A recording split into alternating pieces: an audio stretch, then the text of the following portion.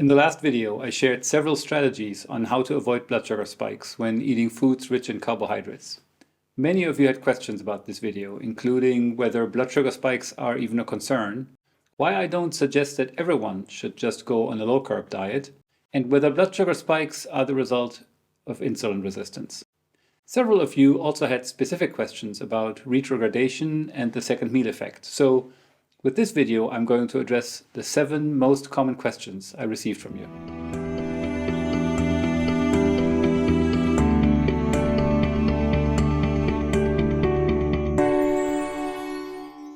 Welcome to the channel, or welcome back. My name is Mario, and on this channel we are talking about nutrition as it relates to the prevention of chronic disease.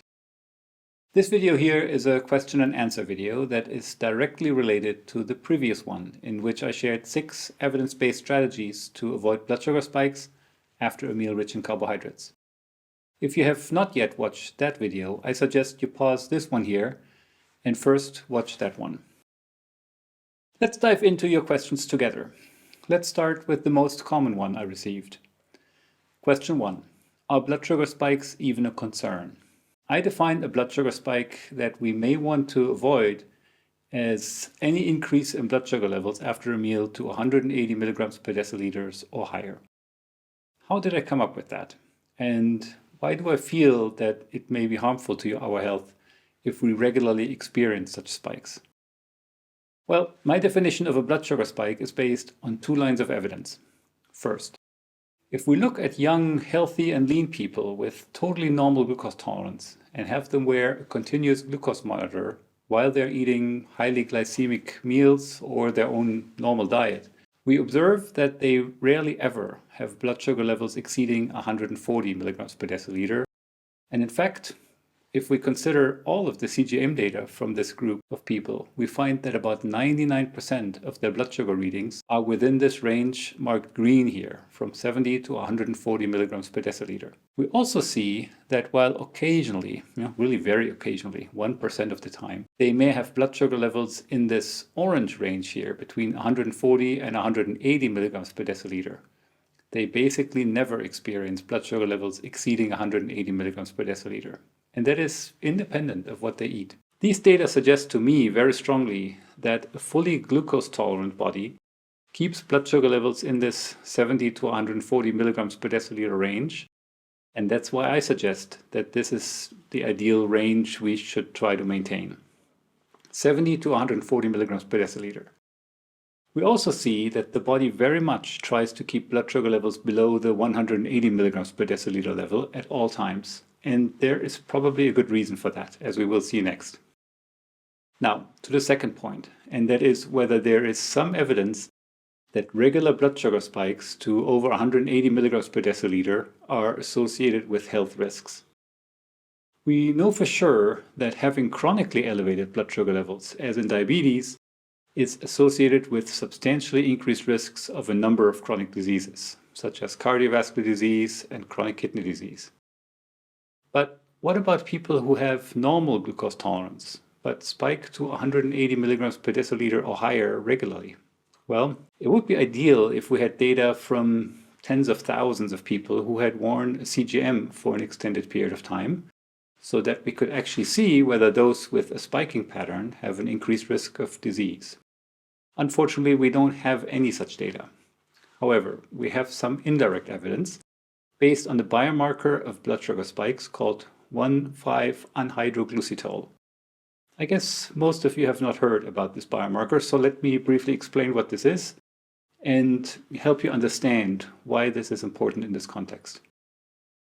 In short, 1,5-anhydroglucitol, or 1,5-AG, is a sugar that all of us have in our blood. And under normal circumstances, the blood concentrations of 1,5-AG are pretty stable. But as soon as your blood glucose levels exceed about 180 milligrams per deciliter, some glucose is excreted in the urine, and 1,5-AG is excreted in the urine along with the glucose. As always, I'll explain in more detail how this works in the blog post associated with this video.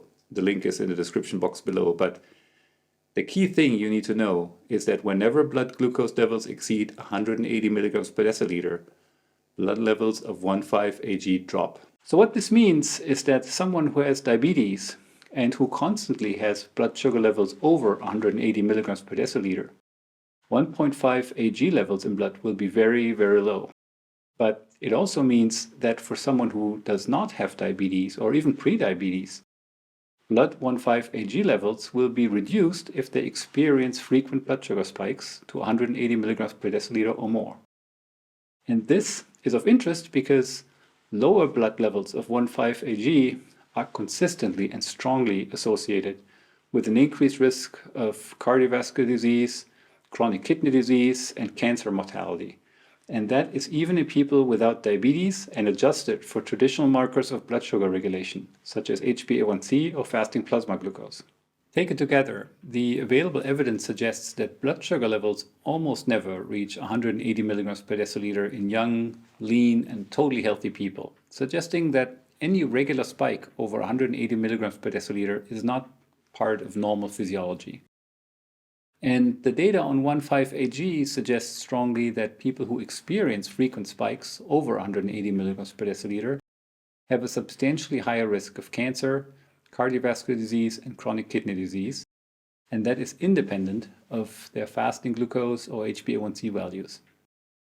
Therefore, even though we need to acknowledge that whether someone has blood sugar spikes or not is not usually considered in normal clinical care, I still feel that the available data strongly suggest that we would benefit from avoiding any spike over 180 milligrams per deciliter, whether we have diabetes or not.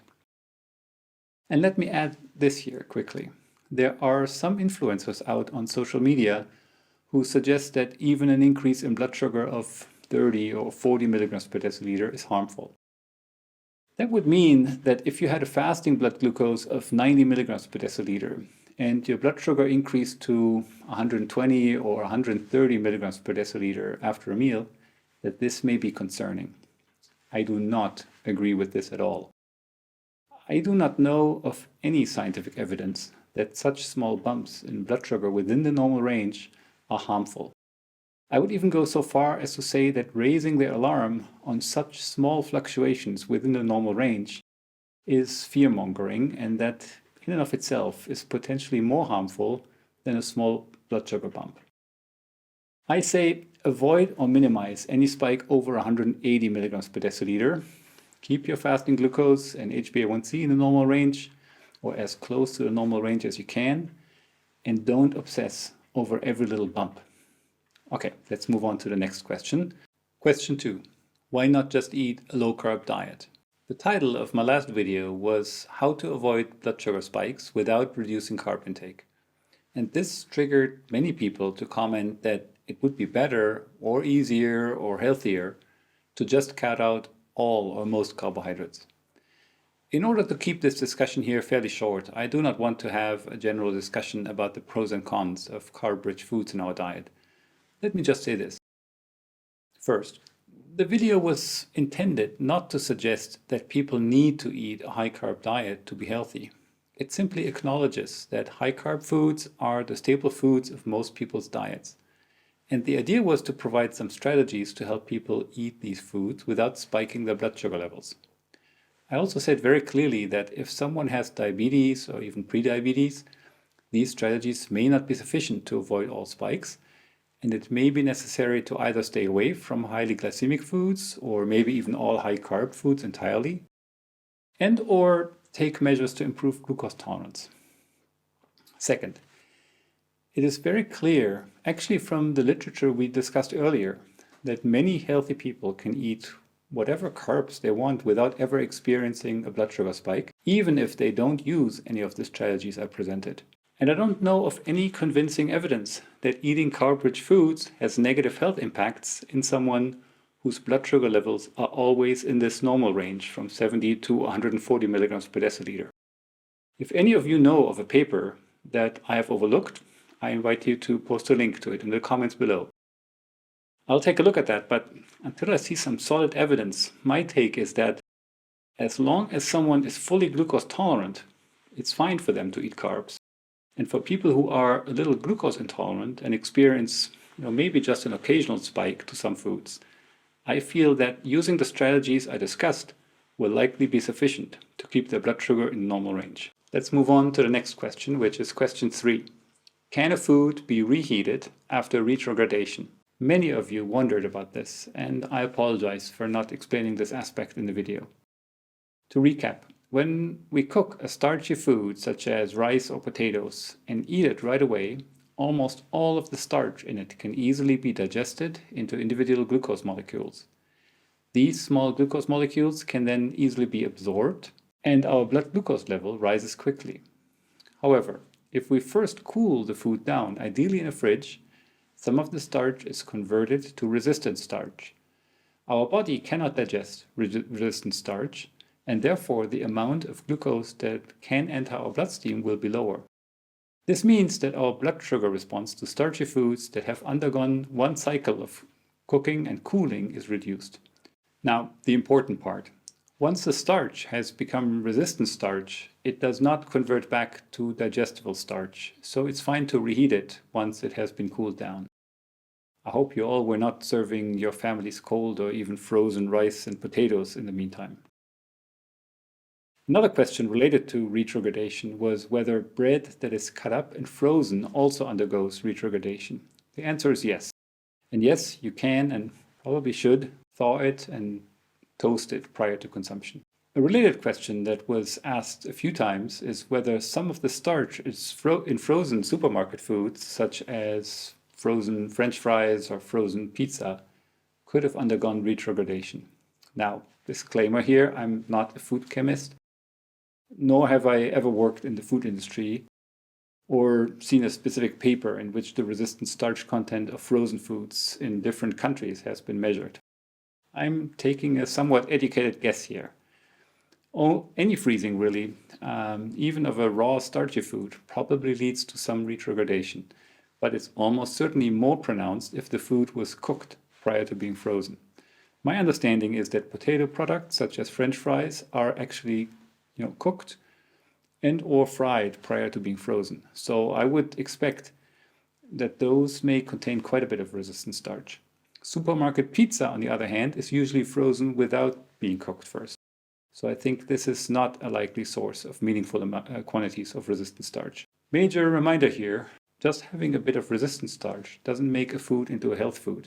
So I don't want anyone to claim I recommended French fries. French fries with a bit of resistant starch are still French fries and not a healthy diet component. Question 4. How does the second meal effect work? Many of you were wondering about this, so I guess an apology is due for explaining this so poorly in the previous video. Let's try again. Imagine you sit down to eat dinner. We know that the blood sugar response to that dinner is very much dependent on what you have for dinner. If you eat a lot of naked carbs with a high glycemic index, for example, white rice or baked potato, you should expect your blood sugar to rise a lot. If you have a small portion of a carbohydrate-rich food with a low glycemic index, let's say some lentils, and you pair them with some protein and a little bit of fat and a large serving of fiber-rich non-starchy vegetables, your blood sugar levels will probably rise very little. Okay, I hope so far everyone can follow. Now, the second meal effect says that the blood sugar response to a meal is also affected by what we eat at the prior meal. So in this case, the prior meal would be lunch. If we have carbohydrates for lunch, then this will obviously cause a blood sugar rise after that lunch. But eating carbs for lunch will lower your blood sugar response to a high-carb dinner. I realize this may not make much sense, but it's true. All other things being equal, if your lunch has carbs, your blood sugar response to dinner will be lower than if your lunch doesn't have any carbs. To a lesser degree, the same is true for protein and fiber. If we have protein or fiber at lunch, these will lower our blood sugar response to our dinner. So again, carbs, protein and fiber eaten at the first meal, in this case lunch, will lower the blood sugar response to the second meal, in this case dinner. All other things being equal. So ideally, if you know you're going to have a large serving of carbs for dinner, you'll make sure to have at least some carbs for lunch as well, and ideally also some protein and fiber. Hope this makes more sense now. By the way, if this video is helpful to you, please press the like button and leave a comment. That would very much help get this video seen by more people. Question 5. Do dietary acids, other than acetic acid, vinegar, also lower blood sugar levels? This is a great question. Vinegar is an acid because it contains something like 5% usually of acetic acid. That may sound like a chemical, but it's just a naturally occurring organic acid. Vinegar lowers the blood sugar response to a meal partly because the enzymes digesting complex carbohydrates operate less effectively in the presence of an acid. That means that it'll take longer to break down starchy foods, and so the glucose molecules from the starch are absorbed more slowly, and the body has more time to adjust to the incoming glucose.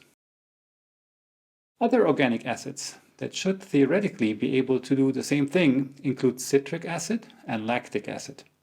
I decided not to include these in the original video because there is much less research on the acute effects of citric acid or lactic acid on blood sugar levels.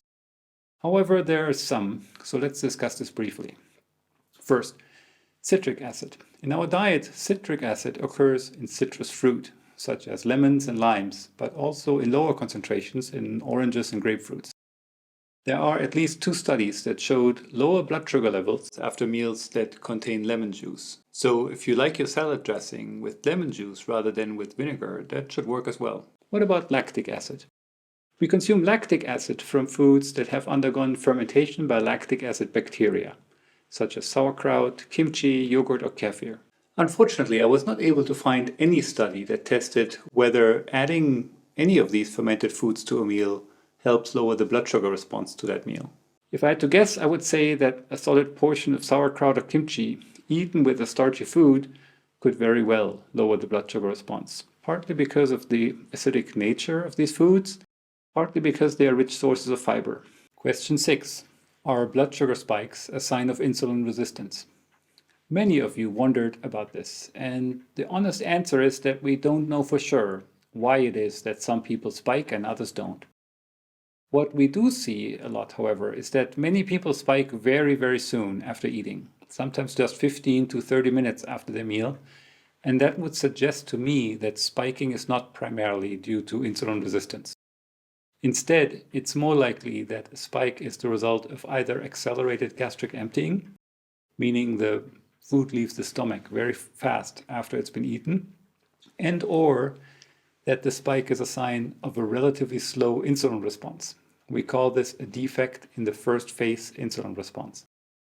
If you've never heard about first phase insulin response, let me dive into this a little bit because it's a core concept, important in understanding diabetes and also in understanding the impact of diet on glucose tolerance. Now, for this one, I really recommend you first watch my video on the regulation of blood sugar. The link to that video is in the description below. So let's assume we are totally healthy and we eat a mixed diet containing carbohydrates regularly. Let's say we just got out of bed and now eat something that contains glucose, such as, sugar or starch. Our body senses this incoming glucose very quickly, and within minutes, the beta cells in our pancreas secrete preformed insulin. What you can imagine is that the beta cells store a certain amount of insulin, and they can secrete this insulin very quickly. This is what we call the first phase insulin response. This is then followed by slower production and secretion of more insulin over a longer period of time. We call this the second phase insulin response. Now, this is relevant because this first phase insulin response is a major defect in people with diabetes. Oftentimes, people with manifest diabetes do not have any first phase insulin response. And a lacking first phase insulin response is also thought to be one of the earliest defects in type 2 diabetes. Now, there's a situation that is not diabetes, but that can also lead to a temporary defect in the first phase insulin response, and that is if you are on a low-carb diet, or if your most recent meal or meals was low in carbs. See the second meal effect above. Let's say that you don't eat carbs for dinner, then your beta cells will reduce the amount of preformed insulin that is stored and that means that your first phase insulin response at the next high carb meal will be a little bit diminished. If you have been on a low carb diet for a long time, then your first phase insulin response will be substantially diminished. This is probably temporary, but there's research to suggest that it can take several weeks of eating high carb meals regularly until your first phase insulin response is fully restored after being on a low carb diet for an extended period of time. Well, how do we know if we have a defect in the first phase insulin response? For a normal person, it's close to impossible to find out because you'd have to do some pretty sophisticated tests that are not usually done in clinical care.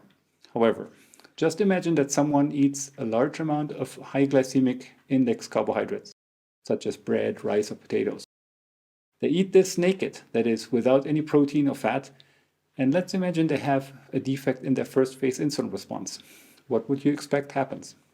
I would expect a blood sugar spike, because in that person, it'll take a while until a sufficiently large amount of insulin has been secreted, right? So again, if I suffered from regular blood sugar spikes, I would make attempts to slow down my gastric emptying and also make sure to maximize my first phase insulin response. Strategies we discussed that slow down gastric emptying are including some protein, fat, and fiber in a meal, and also including some vinegar. And the main strategy to maximize the first phase insulin response is related to the second meal effect. If we eat carbs at a meal, for example lunch, then your pancreatic beta cells will be ready for more carbs at the next meal, in this case dinner. And being ready here simply means that the beta cells will have more insulin pre-made, pre-formed, and stored within them so that they can react immediately with a good first phase insulin response when it senses glucose coming into the body.